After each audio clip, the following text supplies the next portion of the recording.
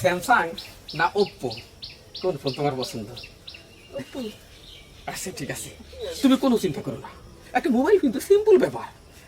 তো mobile phone তুমি চাইলে আমি আইফোনও কিনা দিবার পারি। তো আমার একটু চাপ আছে, বুঝেই তো।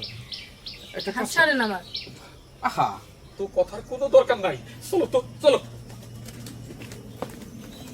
আসো, আহা, মোবাইল ফোন কিনবে মনটা এরকম বেজার করে রাখো যে। এই শুন, যে কথা কইতেছিলাম, আমি তোমাদের দামি একটা ফোন কিনে দিব, তার বিনিময়ে তোমারও তো কিছু দেওয়ার লাগবে। দুনিয়াটা চলছে এখন গিভ অ্যান্ড টেকের উপরে। গিভ অ্যান্ড টেক বুঝো তো, মানে তুমি আমারে দিবা, আমি তোমারে দিমু, মানে এই দেওয়া নেওয়া আর কি। তুমি যদি আমার কথায় রাজি থাকো, দেখবা তুমি কল্পনাও করতে পারবা না তোমার কত দামি একটা ফোন কিনে দিছি। আচ্ছা চলো চাই। সব কি কইতেছেন? না থাক, আমার আমার ফোন দরকার নাই। আহা, এরকম স্যাং স্যাং করো কে? পেটে ভাত নাই, পরনে কাপড় নাই, বড় বড় কথা কও। শোনো, শুধু মোবাইল ফোন কেন, তুমি যদি আমার কথা মানো তাইলে তোমার মায়ের ওর মাসের বাড়ির কাজ করার লাগবো না। আর তুমি অনেক ভালো খাবার, অনেক দামি পোশাক, এই যে বাড়িতে কি পরে থাকো, এই স্কুল ড্রেস খুইলে একটা পুরান কাপড় পরবা। আমি তোমার দামি দামি ড্রেস, আমি তোমার দামি দামি ড্রেস দিব, মডার্ন ড্রেস দিব। মোবাইল দেয় আগে কি রেখে চলো যাই। ছাড়েন কইতেছি। কি শেষ পারবো, চলো তো। ছাড়েন। আপনি কি ভাবছেন আপনার মতো কি আমি চরিত্রহীন?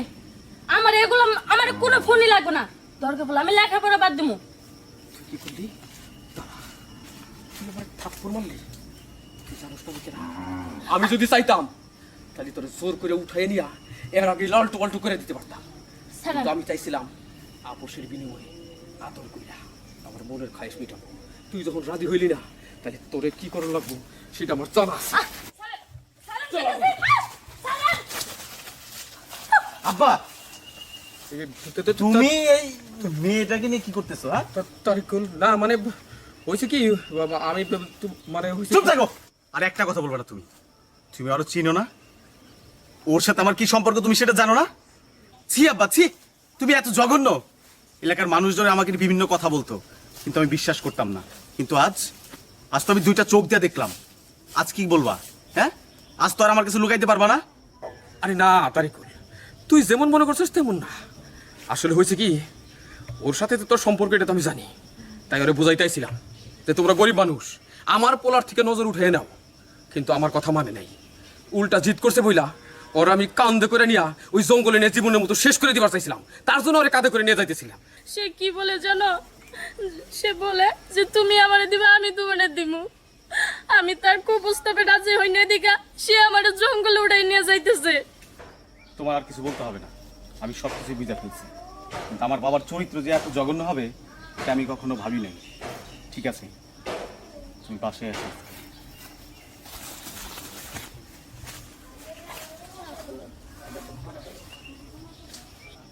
আমি আমার উদ্দেশ্য পূরণ করতে পারলাম না।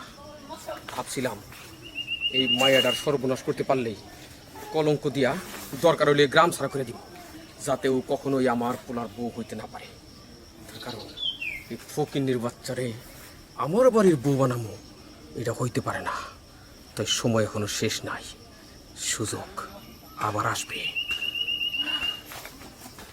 বয়সের মতো চরিত্র আর নাই, এখন ভালো হয়ে গেছে গে, মরার চিন্তা করি এই তুমি আর কয়দিন।